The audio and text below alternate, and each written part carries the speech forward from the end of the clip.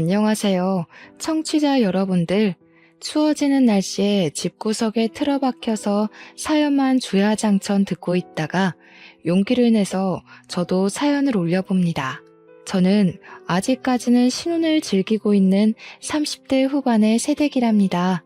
제가 진짜 어릴 때부터 기가 막히고 코가 막히는 일들이 엄청나게 많았거든요. 대부분 다 제가 가진 기 때문에 일어난 일들인데 이게 결혼하고 나서도 이어질 거라고 생각도 못했어요. 정말 재미난 일화들이 많아서 친구들이 라디오 사연을 올려봐라, 인터넷에 올려봐라 많이 추천을 해줬고요. 제 신상이 털릴까봐 차마 올리지 못하고 있다가 이렇게 익명으로 보낼 수 있는 곳이 있다는 걸 알고는 바로 글을 써봅니다. 제 이야기 한번 진득하게 들어주시고 재미있다고 해주시면 고맙겠습니다. 저는 어릴 때부터 기가 세다는 이야기를 들으면서 살았습니다. 왜 그런지는 모르겠는데 가끔 길에서 마주치는 할머니들이고 아줌마들이고 아따 조그마한 게 기가 세네 하는 말들을 하셨어요. 300안의 눈동자가 더 그런 이미지를 만들었나 싶기도 합니다. 제가 좀 흰자가 크거든요. 하도 듣다 보니까 그냥 그러려니 하고 살았는데 중학교 때 작은 소란이 한 번 있었습니다. 같은 반 친구네 집으로 숙제를 하러 갔는데 그 친구네 집이 무당집이었거든요. 집에 발을 들이고 친구네 엄마한테 인사를 딱 올렸더니 색동 저고리를 입고 머리를 틀어올린 친구 엄마가 인상을 팍 쓰더라고요. 저한테 신이 들러붙는다고 당장 꺼지라고 파치랑 소금을 막 뿌리는 거예요. 친구가 놀래서 엄마 뭐 하는 거야 하는데 친구네 엄마는 눈에 보이는 게 없는 사람처럼 저에게 팥 소금 한 통을 다 때려 부었습니다. 기가 어쩜 저리 세냐면서 부정타니 당장 신당에서 나가라고 소리를 막 지르더라고요. 다음에도 이런 봉변 당하기 싫으면 2번 다신 무당집 근처에도 가지 말라고 하면서요.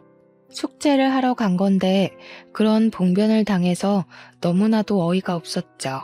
친구와의 사이도 자연스럽게 멀어지게 되었습니다. 고등학교에 진학해서부터는 자연스럽게 무당집 근처는 쳐다도 보지 않았습니다. 그때 무섭게 팥을 던지고 소금을 뿌리던 친구의 엄마 얼굴이 생각났기 때문이었죠. 저는 고등학교를 무사히 졸업하고 대학에 진학했고 남자친구가 생겼습니다. 남자친구가 군대에 가기 직전 둘이서 제주도로 여행을 떠났는데 5월의 따뜻한 기운에 유채꽃이 만발한 삼방산 근처에 놀러 갔죠. 그런데 5월이 무슨 전국에 있는 무당들이 다 제주도로 내려오는 시기라고 하더라고요. 무슨 할매의 기운을 받아야 한다고 무당들이 삼방산 한라산 근처에서 기도를 드린다고 하더라고요. 하필이면 날짜가 비슷하게 겹친 건지 한복이나 색동옷을 입은 딱 봐도 무당 같은 사람들이 여럿 있더라고요. 남자친구랑 아무렇지 않게 데이트를 하고 있는데 무당들과 눈이 마주칠 때마다 저한테 욕을 하더라고요. 육실할년 신 넘어갈라 이러면서 저를 째려보고 떨어지라고 막 손을 허이허이 젓고 그랬어요. 도대체 저는 무슨 죄가 있다고 이런 취급을 받아야 하는 건지 여행까지 와서 기분이 잡쳤죠. 오죽하면 어떤 무당이 멀찌감치 서서 저한테 자네는 신을 모셔야 해. 생각 있으면 지리산 산신령님을 찾아와 하더라고요. 소름이 막 쫙쫙 돋는데 기가 너무 세면 큰 신들이 다 달라붙는다고 그래서 그런 거라고 자기 할 말만 하더라고요. 같이 여행 간 남자친구가 저한테 소름이 돋는다면서 너 정체가 뭐야? 우리 헤어져 하더라고요. 제주도 여행까지 가서 차인 사람 바로 접니다. 근데 그때까지는 그냥 어이가 없구나 하는 마음이 더 컸거든요. 여기서부터 제가 기가 진짜 세긴 세구나 하고 느끼게 된 사건이 또 벌어집니다. 제주도에서 결국 헤어짐을 맞이하게 된 남자친구가 저랑 헤어지고 나서부터 악몽에 엄청 시달린다고 하는 겁니다. 꿈에 귀신들이 나와서 그 여자는 어디 갔어? 그 여자 데려와 이런다는 거예요. 2달 만에 피골이 상접한 채로 나타나서는 다시 만나달라고 헤어지고 나서부터 귀신이 들러붙는 것 같다고 난리를 치더라고요. 잘못했다고 제발 만나달라고 애원을 하는데 진짜 정신 나간 놈인가 싶었습니다. 무당들 때문에 부정 탄다고 헤어지자고 하더니 귀신이 저 찾는다고 다시 사귀자는 게 말인가요? 그래서 정신 나갔냐고 내가 너랑 다시 왜 만나겠냐고 진절머리를 쳤죠. 가서 귀신 밥이나 차려주라고 내 앞에서 이럴 바에 굿이나 하겠다 했더니 진짜 구슬했대요. 그 뒤로 애가 밤에 잠도 못 자고 점점 말라가더니 나중에는 영양실조까지 왔다고 군대에서 탈영하겠다고 난리를 치고 했다네요. 글쎄. 결국에는 휴가 나와서 굿판 지대로 벌렸다고 하는데 학교도 자퇴해버려서 소식은 끊겼습니다. 솔직히 저도 좀 무섭긴 하더라고요. 그런데 귀신들이 절 찾는 것 치고는 평온한 일상을 보내면서 살고 있었답니다. 귀신을 본 적도 없고 그 흔한 가위 한번 눌려본 적 없었거든요. 우리 집도 독실한 기독교 신자들로 드글드글했고요. 귀신보단 확실히 사람이 더 무서운 거 아닌가요? 아무튼 저는 자퇴한 전 남자친구는 깔끔하게 잊어버린 채 대학 생활을 참 알차게도 보냈습니다. 제가 동아리 활동을 꽤 열심히 했는데 그 동아리가 바로 연극 동아리였습니다. 한 학기에 한 번 서툰 실력으로 공연도 올리면서 활기찬 동아리 활동을 하고 있었죠. 근데 소극장에 귀신이 많다는 소문이 슬금슬금 돌고 있었어요. 공연 중간에 소극장 조명이 갑자기 고장이 난다던가 무대 뒤에서 소품이 제멋대로 움직인다던가 객석에 매번 똑같은 자리에 소복 입은 여자가 앉아있다던가 하는 소문이요. 진짜 소문이 사실인 것 마냥 무성하고 제가 연극 동아리 들어오기 전부터 있었던 선배는 귀신을 봤다고 우기기도 했어요. 근데 저는 4년 내내 동아리 활동을 진짜 열심히 했음에도 불구하고 귀신은 한 번도 못 봤거든요. 오죽하면 궁금해서 소극장에서 밤이라도 새워야 하나 싶을 정도였습니다. 일이 생겨서 야간 작업을 못하는 날이면 다음날 꼭 동아리 애들이 귀신을 봤다고 호들갑을 떨었거든요. 문제없던 조명이 갑자기 터져나간다던가 소품을 잘 정리해뒀는데 만진 사람도 없는데 소품들이 제각기 떨어져 있다던가 하는 일이요. 제가 없을 때만 그런 일이 생기니까 귀신이 나를 따돌리나 싶을 정도였습니다. 아무튼 그게 동아리 활동에 열을 올리던 시점에 저는 새 남자친구가 생겼죠. 우리 동아리 사람은 아니었는데 연극영화과를 다니던 엄청 잘생긴 미남이 동아리 공연을 심심해서 보러 왔다가 무대에 선 저를 보고 반했다는 겁니다.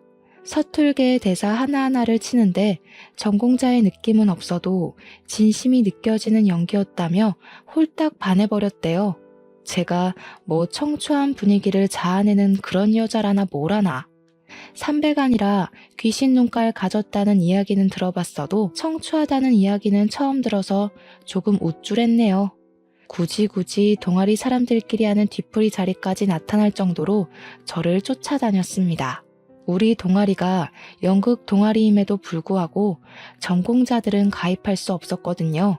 아마추어들 기죽게 전공자가 들어오면 분위기가 파삭 삭는다고요. 남자친구는 연극영화과에 재학 중이라 당연히 우리 동아리에 가입은 할 수 없었죠. 그렇지만 저를 쫓아다니면서 잡일이라도 시켜달라고 허구한 날 동아리방 찾아와서 저한테 치근덕댔어요. 밥 먹자, 커피 먹자, 시험 공부 같이 하면 안 되냐 하면서요. 지는 시험도 우리랑 다르면서. 결국 사귀는 수순으로 가게 되었어요. 생긴 거 하나는 끝내줬거든요. 원래 남자는 얼굴 뜯어먹고 사는 거라고 했습니다. 우리 엄마가요. 아무튼 그렇게 연애 잘하고 저는 대학교를 졸업하고 불문과 전공을 살려서 취직을 하게 되었습니다. 프랑스 책을 번역하는 작업을 했는데 임금이 무척이나 쏠쏠했고 부업하기도 좋았습니다. 처음에는 프리랜서로 일하고 싶었지만 출판사에서 돈을 꽤 얹어주겠다는 말과 외주 작업하는데 터치 안 하겠다는 조건을 걸었어요. 구직난에 시달리는 친구들을 보면서 저는 참 운이 좋다고 생각했습니다. 중간중간 부업으로 논문 번역도 해주고 통역 알바도 뛰면서 돈을 쓸어 모으기 시작했습니다. 사회 초년생 치고는 돈을 꽤 많이 만질 수 있게 되었죠. 그 돈 벌어서 다 어디다가 썼는지 궁금하시죠? 바로 남자친구 뒷바라지 했습니다.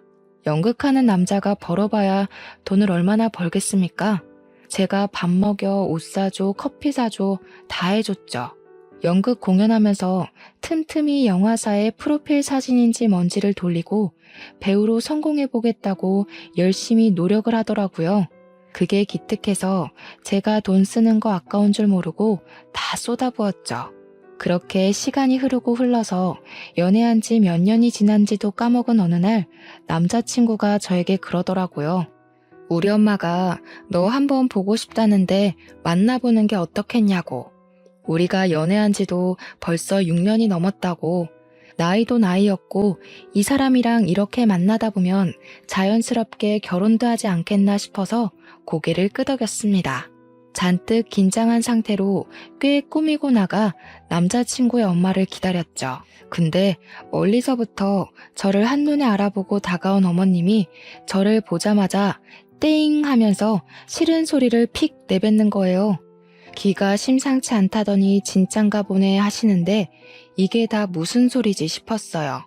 지금 남자친구 만나면서 기가 세다는 이야기를 단 한 번도 입에 올리지 않았고 무당집은 근처도 안 갔으니까 그럴 일이 없었는데 말이죠. 오죽하면 제주도로 여행 가자고 하길래 5월은 죽어도 안 된다고 피하기까지 했거든요. 우리 아들이 너랑 만나면 아들 기가 팍팍 죽는다고 하던데? 어머님 무당이세요? 저는 너무 놀라서 남자친구네 어머님께 무당이냐고 되물었죠. 저런 소리를 할 사람은 무당밖에 없으니까 합리적인 의심이었다고 생각했습니다. 그러자 어머님께서 하는 말이 무슨 소리냐고 내가 왜 무당이야? 하시면서 버럭 하시더라고요. 저는 왜 기분 나빠하는지도 이해가 안 가서 그냥 무당도 아니면서 왜 무당 같은 소리를 하고 있냐고 물어봤습니다. 그제야 이야기를 하시는데 본인이 사실은 점집을 열심히 다니고 있다면서 점보러 다니는 거 좋아하냐고 물어보시대요. 그동안 무당들에게 당한 게 한두 개가 아닌데 제가 점보러 다니는 걸 좋아할 리가 없지 않겠어요. 그래서 그냥 침착하게 저 기독교인데요. 무속신앙 같은 거 안 믿어요 했죠. 제가 무속신앙이라고 딱 잘라서 이야기를 하니까 어머님이 입을 삐죽 내밀고 말씀하셨습니다. 어디 하나 마음에 드는 구석이 없네. 무속신앙이라고 해도 신 잘 모시는 무당 만나면 예언자가 따로 없어. 마음에 드는 구석이 없으시면 이만 갈까요? 아니, 너는 무슨 만나자마자 바로 간다고 그러니? 너 번영이란다며? 우리 아들 뒷바라지 한다고 그러던데 계속 할 거니? 듣자 하니까 어머님이 말도 좀 생각 없이 하는 것 같고 은근히 기분이 나쁘더라고요. 막말로 제가 지 아들 먹여 살리고 있는 거나 마찬가지인데 저한테 고맙다고 빌어도 시원치 않을 판에 말이죠. 어차피 오늘 보고 안 볼 사람이 될 수도 있으니까 하고 싶은 말 다 하자 싶어서 저도 지지 않고 맞불 작전을 놨죠. 앞으로 어머님께서 뒷바라지 하실 거면 저는 그만두고요. 어머, 얘 말하는 거 봐라. 너 우리 아들 좋아서 만나는 거 아니야? 좋아서 만나는 건 맞죠. 안 좋아하면 가진 거 쥐뿔도 없는 거 왜 만나겠어요? 근데 연애하면서 시자 노릇하는 어머님까지 케어해야 하는 거면 별로 만나고 싶지 않네요. 어머나 세상에. 그 무당 말이 진짜 용하긴 용하다 얘. 말 한마디도 안 치고 또박또박 대꾸할 거라고 하던데 진짜 치는 법이 없어. 얘, 너 마음에 든다. 글쎄 그 무당이 뭐라 그랬는지 알아? 네가 우리 아들 길을 팍팍 잡아먹고 살긴 할 건데 절대로 우리 아들 굶기는 일은 없을 거라고 하더라고. 네가 장군 중에서도 완전히 대장군감이라지 뭐야? 이순신. 제가 이순신이라는 말에 마시던 커피를 뿜어냈습니다. 가까스로 정리를 하고 이순신이 뭐냐고 물어보니까 어머님이 엄청 뿌듯해하면서 그러시는 거예요. 우리 아들 쭉 만나면서 절대로 굶지 않게 해달라고요. 너만 믿는다? 이러시는데 이걸 좋아해야 하는 건지 말아야 하는 건지 제가 가만히 허허 웃고 있으니까 긍정의 의미로 받아들인 건지 나중에 전 보러 같이 가자고 하셨어요.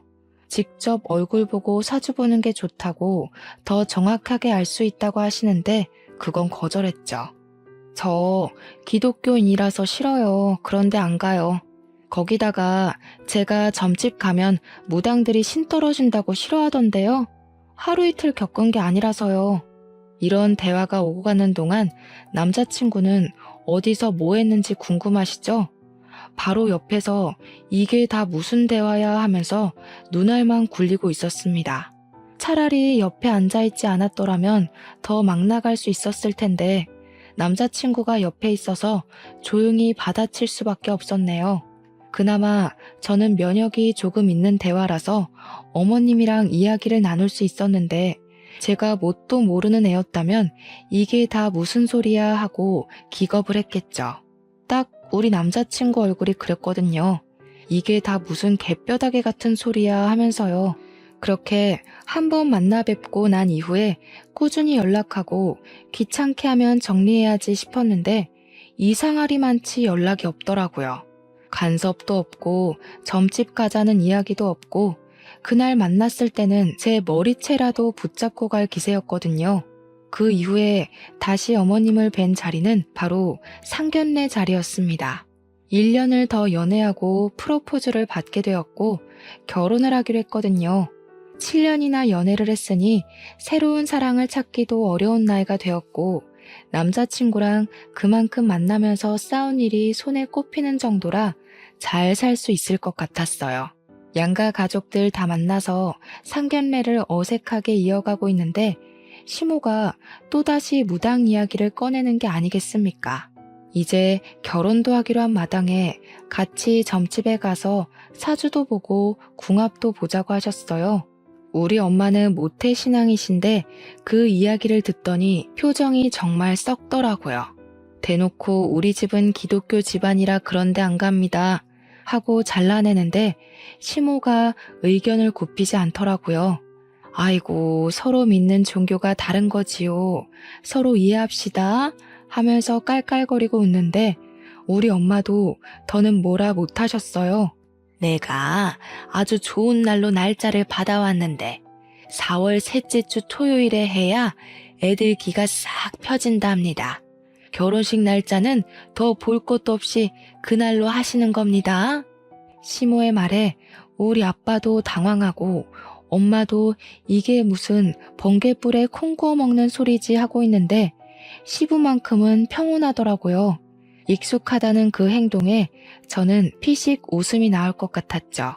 결혼식 날짜 맞추는 거야 뭐 좋은 날이라고 하니까 우리 집에서도 알겠다고 하셨고 저도 별 생각 없이 알겠다고 대답했습니다. 상견례가 끝나고 집으로 돌아가는 차 안에서 엄마가 신경질을 부리시며 이야기를 했어요.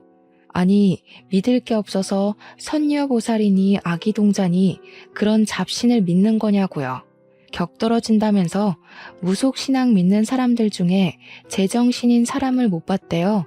굿한다고 돈 써, 부적 산다고 돈 써 하면서 구시렁거리는데 그렇게까지 비약할 일인가 싶긴 했습니다. 결국에는 4월 셋째 주 토요일에 결혼식을 올리고 만인의 축하를 받으면서 신혼여행길에 올랐습니다.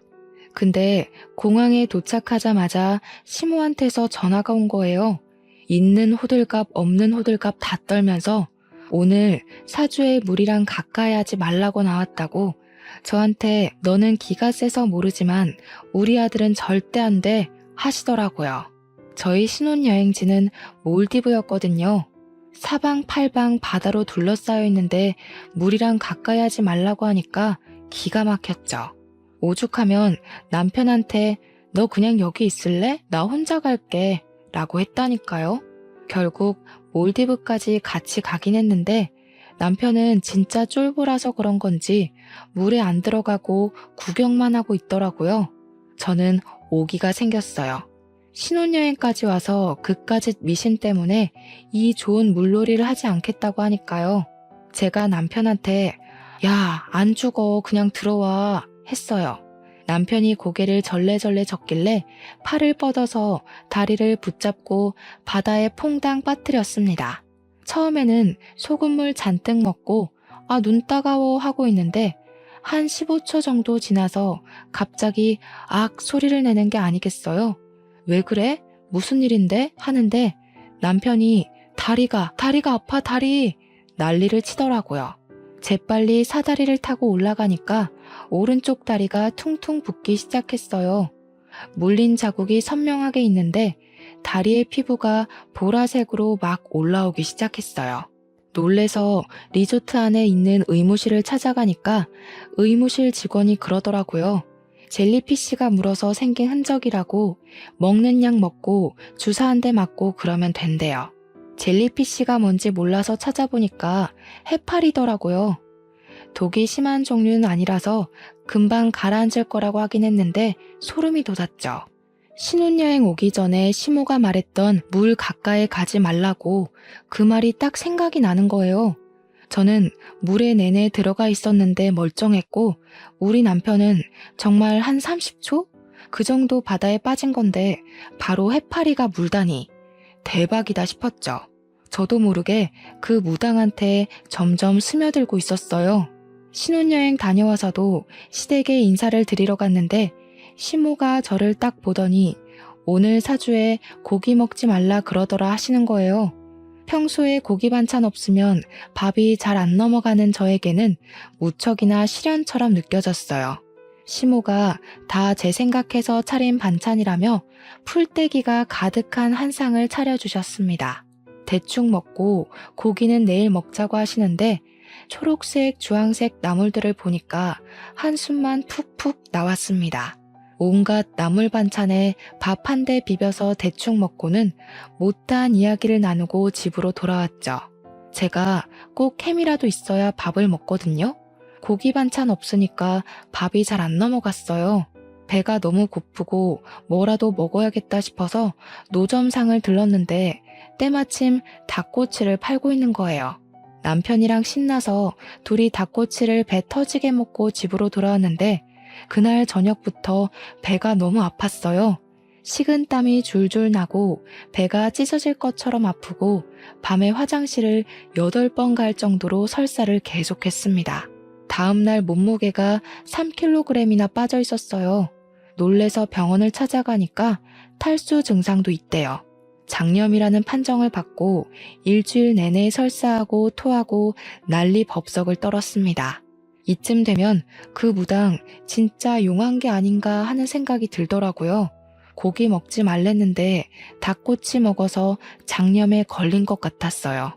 근데 무당이 그런 말을 했다고 했잖아요. 남편이 저랑 살면 기가 팍팍 죽을 거라고요. 우리 남편이 나름 연극 무대만큼은 오래 해가지고 불러주는 곳도 많고 연극은 꾸준히 하고 있었거든요. 그런데 남편이 준비하는 공연마다 자꾸 사소한 문제들이 불거지는 거예요.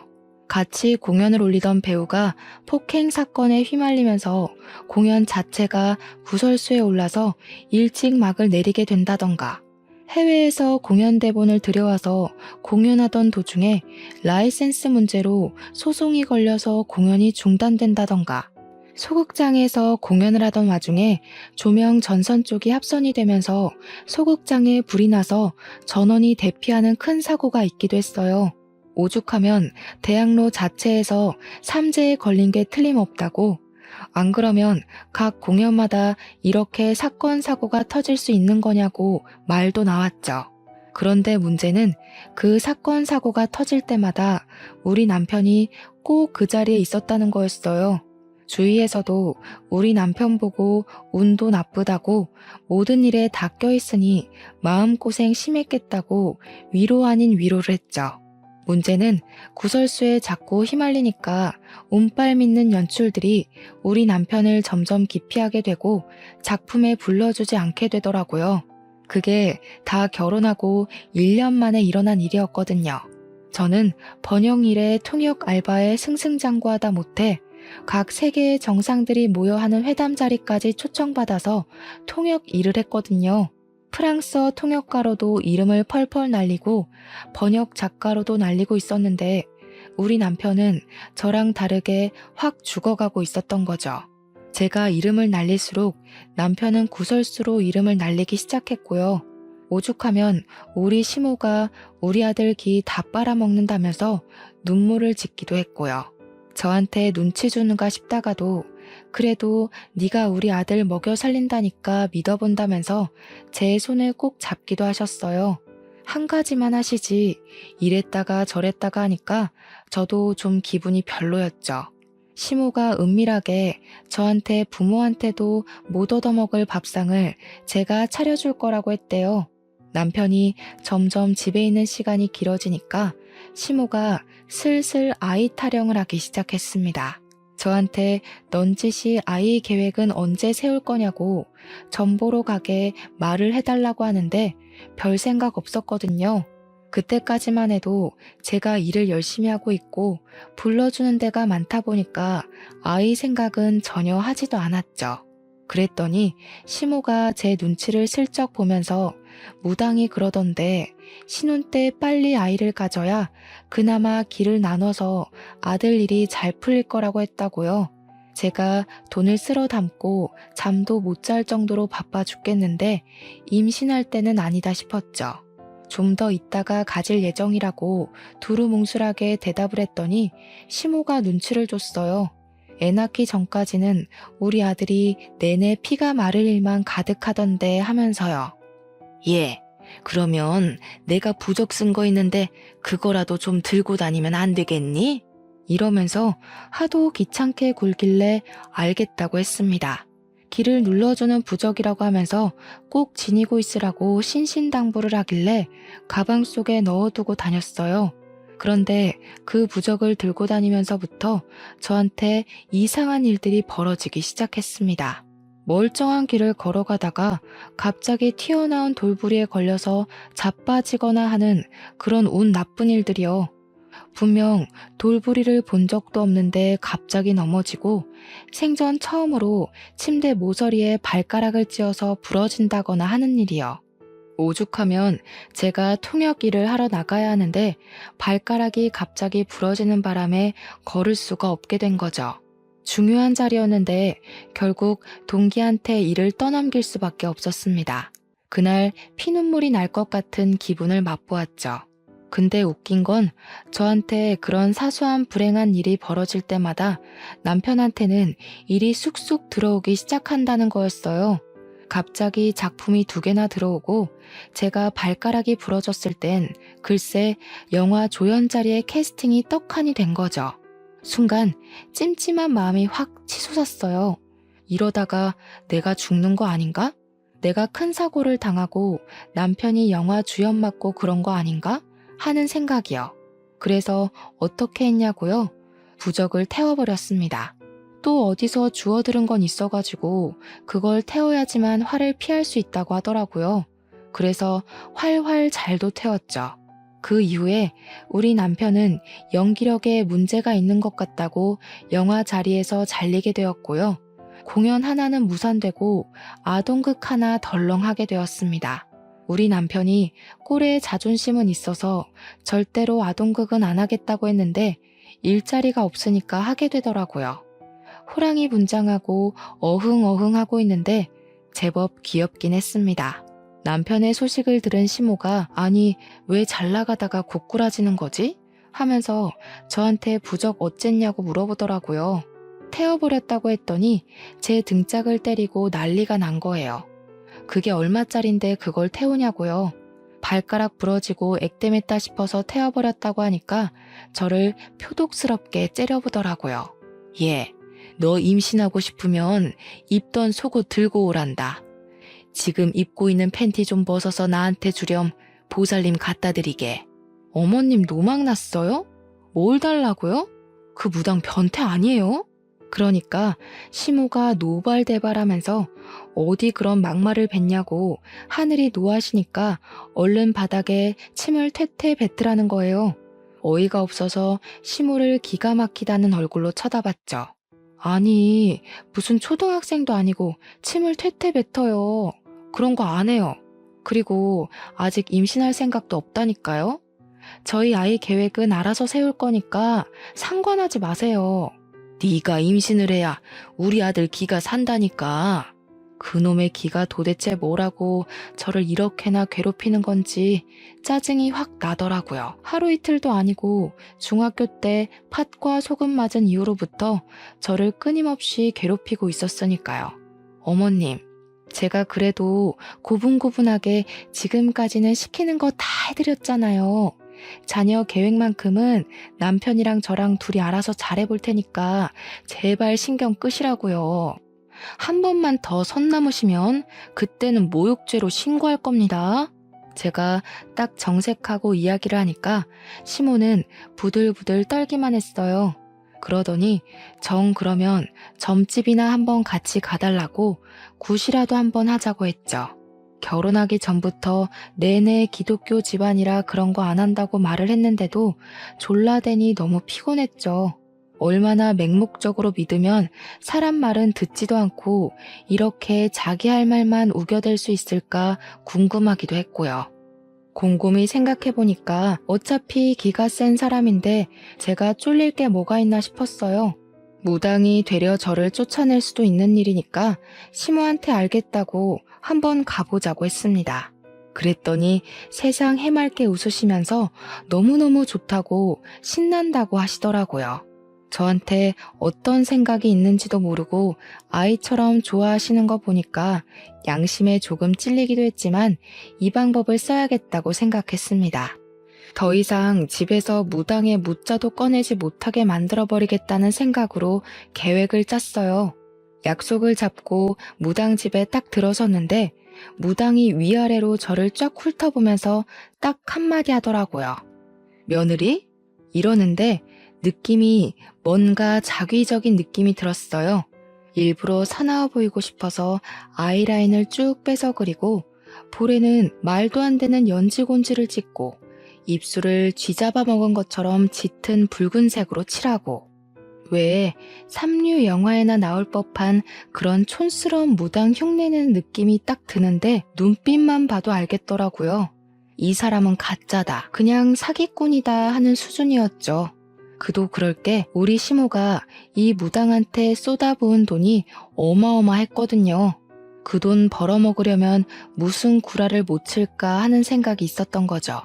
제 길을 잡겠다는 건지 뭔지 저한테 생년월일 이러는데 날짜를 말해주었어요. 저한테 기가 세네 하면서 남편 잡아먹을 사주라고 딱 잘라 이야기를 하는 겁니다. 아니, 언제는 남편이 나한테만 붙어있으면 평생 배고를 일 없다고 하더니 무슨 남편 잡아먹을 사주라고 말을 바꾸는지 자기가 굿해주는 순간 그런 나쁜 기운이 다 물러가니까 굿을 하래요. 3천만 원 현금으로 준비해서 들고 오면 바로 굿해준대요. 그러면서 씩 웃더니 네 남편 신혼여행 가서 물 가까이 하지 말라고 했더니 물에 빠져 죽을 뻔했지? 이러는 겁니다. 제가 신혼여행 가서 시모한테 해파리에 물렸다고 하면 걱정 많이 하실까봐 그냥 물에서 큰일 날 뻔했다고만 둘러 이야기했거든요. 해파리에 물렸다는 건 꿈에도 모르는 시모가 무당한테 가서 그냥 물에 빠져 죽을 뻔했대요 하고 말한 거죠. 무당은 가짜 정보를 듣고 마치 자기가 꿰뚫은 것 마냥 저한테 이야기를 한 거고요. 거기서 의심은 확신이 되었고 얘는 가짜다 하는 생각을 하게 되었습니다. 확실하게 길을 눌러버리려고 저는 고개를 끄덕이면서 물에 빠져 죽을 뻔했죠 라고 대답을 했어요. 그게 다 너한테 더러운 물귀신이 들러붙어서 그런 거야. 그 귀신을 떼어내려면 내가 굿을 해야지만 돼. 물귀신 때문에 네 남편이 그 좋은 데 가서 물에 빠진 거야. 수영장이 얼마나 위험한 줄 알아? 분명 그 리조트에서 죽은 사람이 한둘이 아닐 게야. 바다에 빠졌다가 해파리에 물린 것이었지만 그냥 물이라고 시모에게 말을 했으니 무당도 수영장인 줄 알았던 거죠.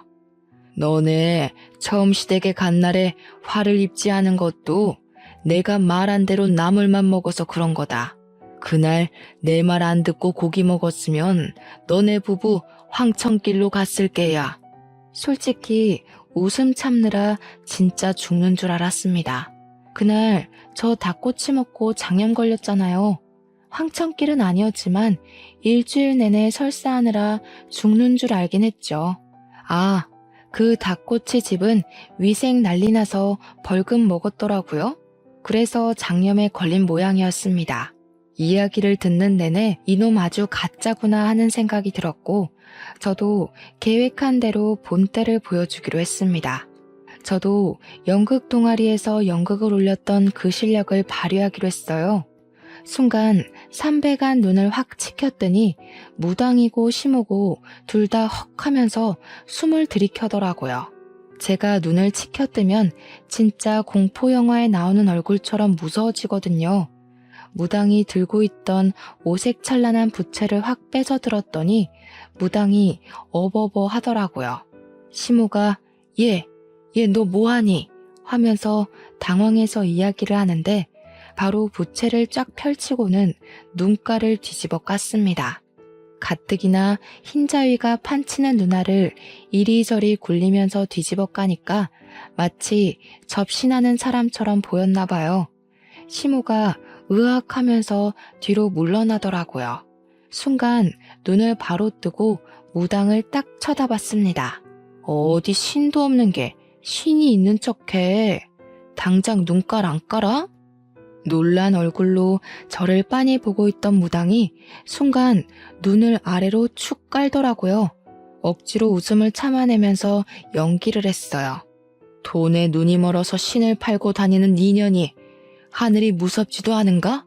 그랬더니 무당이 놀래서 저를 바라보는데 그 얼굴에다가 냅다 부채를 던졌습니다.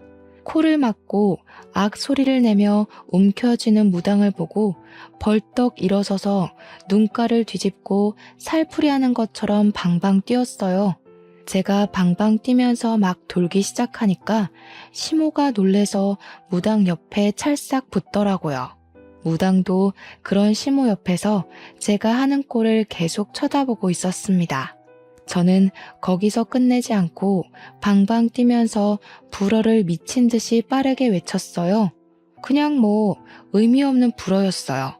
식사는 하셨습니까? 오늘 날씨 좋네요. 이것은 얼마입니까? 하는 불어요. 불어 발음이 워낙 둥글고 특이해서 빠르게 말하면 방언처럼 들리거든요. 마치 올렐레 팔렐레 하는 것처럼요. 제가 막 우르르 끽끽하면서 방방 뛰고 막 아무 헛소리나 내뱉으면서 신들린 사람처럼 팔을 휘적휘적 저으며 있으니까 무당이 놀래서 뭐야 하더라고요. 그때를 놓치지 말고 무당 앞으로 달려가서 어디 하늘신 앞에서 구라를 치냐? 손모가지 확 분질러 버릴까? 하면서 무당 손목을 팍 때렸죠. 무당이 저한테 무릎을 꿇더니 아이고 죄송합니다. 잘못했습니다. 살려주십시오 하는 거예요. 시모는 황망한 눈빛으로 무당 한 번 저 한 번 쳐다보고요. 우리 며느리 귀신 들린 거야? 무당한테 조용히 이야기를 하는데 무당은 계속 엎드려서 살려주십시오. 잘못했습니다만 반복했어요. 근데 사실 저도 언제까지 귀신 들린 척하고 있을 수 없잖아요. 순간 어떻게 마무리를 해야 하나 고민하고 있다가 그냥 픽 쓰러지는 연기를 했습니다. 쓰러질 때 허리를 좀 세게 부딪혀서 아프긴 했지만 확실한 효과를 주기 위해서는 이 방법이 최고였거든요.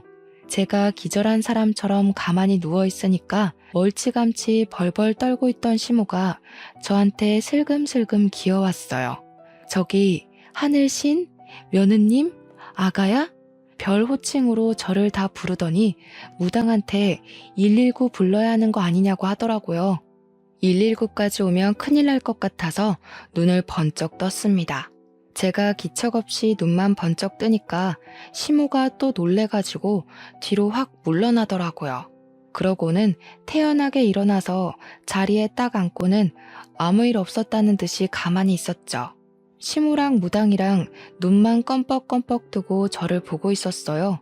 저는 해사하게 웃으면서 어우 왜 이렇게 덥죠? 했어요.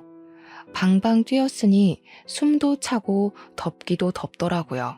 왜 그렇게 저를 보세요? 무슨 일 있었어요? 왜요? 그러니까 다시 시모가 무당한테 철썩 붙더라고요. 그제야 무당이 목을 킁킁 가다듬고 안 놀란 척하면서 저에게 말을 했죠. 방금 신이 왔다 가셨나 봅니다. 뭐야? 진짜 귀신 들린 거야? 귀신이야? 귀신? 예, 기억 안 나니? 응? 제가 무슨 소리를 하는 거냐고 웃으면서 이야기를 하다가 갑자기 딱 정색을 했죠. 제 표정이 바뀌니까 시모가 히익 하고 숨을 들이켰어요. 다른 건 모르겠는데 제가 구라치면 손모가지 자른다고 한 거는 기억이 나네요. 됐수다. 돈 안 받을 테니까 앞으로는 이 근처도 오지 마시오. 내가 감히 보고 말고 할 사람이 아니니까. 당신 시어머니고 당신이고 앞으로는 제발 2번 다시는 이쪽으로 오지도 마. 머리도 두고 자지 마. 결국 시모랑 저랑은 쫓겨났고요. 당연하게 소금도 맞았습니다. 시모는 이게 다 무슨 일이냐고 뭐가 뭔지 모르겠다고 하면서도 제 옆으로는 안 오시더라고요. 그 뒤로 어떻게 됐는지 궁금하시죠? 시모는 그날 이후로 점집에 점도 꺼내지 않게 되었습니다. 저한테는 물론이고 가족들한테까지도 무당 타령, 점집 타령, 부적 타령, 굿 타령 전부 다 뚝 그치셨어요. 시부가 하도 궁금해서 요즘은 왜 점보러 안 다니냐고 물어봤더니 시모가 갑자기 소름이 돋는다면서 팔을 막 문지르시더래요. 그러면서 우리 집에 큰 신이 사는데 무슨 점을 보러 가냐고 됐다고 이제 그런 거 안 믿는다고 했대요. 큰 신이 산다는 게 뭐야? 하면서 시모한테 되물으니 저한테 물어보라고 했다는 거예요. 시부가 궁금해서 못 참겠다며 그날 점집 같이 가서 도대체 무슨 일이 있었던 거냐고 하더라고요. 너네 시엠이 말이다. 어떻게 점집 끊게 만든 거냐? 내가 카드를 잘라버리고 현금을 막아버렸을 때도 꾸역꾸역 빚내서 가던 사람인데 말이야. 남편도 도대체 어떤 방법을 쓴 거냐고 궁금하다고 난리를 치길래 결국 이실직고했죠. 시부랑 남편만 몰래 불러놓고 신들린 연기 한번 보여주니까 둘 다 침만 꿀꺽 삼키더라고요. 남편이 저한테 그랬어요. 너처럼 연기 기가 막히게 하는 비전공자가 있는데 내가 연기로 먹고 살 수 있겠냐? 시부도 저한테 여우주연 상감이라며 박수 신나게 쳐주셨고요. 그 이후로 남편은 예전처럼 다시 연극판에서 공연 들어오는 거 열심히 하고 항상 감사하며 살고 있고요. 저는 늘 그랬던 통번역일 하면서 누구보다 알차게 시간을 보냈어요. 얼마 전에는 양가에서 그렇게 바라고 바라던 임신까지 했습니다. 열심히 기타령하던 시모는 당연히 그런 이야기 쏙 들어갔고요. 그 틈을 타서 우리 엄마가 시모 모시고 교회 다니기 시작했어요. 어차피 신 믿는 거 좋아하시면 예수님이나 믿자고요. 다행히 예배 보는 게 또 재미있으신지 두 분이 단짝처럼 교회 봉사도 하시고 잘 지내고 계신답니다. 제 이야기 어떠셨나요? 무속신앙 믿는 시모 제대로 퇴치했죠? 이만큼 확실한 방법도 없는 것 같습니다. 여러분도 저와 비슷한 일을 겪고 계신다면 간단한 불어 몇 개 외워서 해보셔요. 생각보다 간단하고 조금의 쪽팔림만 참아낼 수 있다면 최고의 선택이라 믿어 의심치 않습니다. 점 보는데 몇 천만 원을 쏟아부었다는 우리 시모도 한 방에 나가 떨어졌으니까요. 이제 저는 남편이 제 기에 눌려 산다는 이야기도 아이를 낳으면 기가 나눠진다는 이야기도 믿지 않습니다. 그저 각자의 자리에서 충실하게 하루하루를 살다 보면 서로 좋은 일이 언젠간 터지겠죠. 남편도 꾸준히 노력하고 있으니까 그 자리에서 더 좋은 배역을 맡아 연기할 날이 올 거라고 믿어요. 저도 더 열심히 일해서 우리 가족 먹여 살리는데 힘써 보겠습니다. 저는 여기서 마무리하도록 하겠습니다. 감사합니다.